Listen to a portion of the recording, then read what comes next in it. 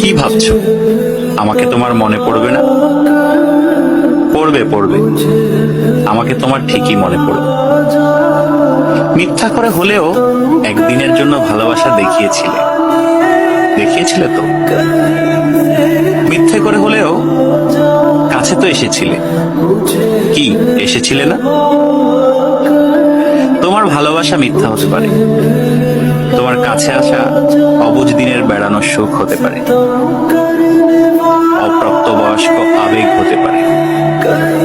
কিন্তু এই যে তুমি মিথ্যা করে ভালোবাসা নিয়ে গেছো, প্রথম ভালোবাসার ছোঁয়া নিয়ে গেছো, সত্য সত্য। এসব সত্যের পাঁচিলে একদিন ঠেকে যাবে তুমি। তখন দেখো ঠিকই মনে পড়বে আমাকে।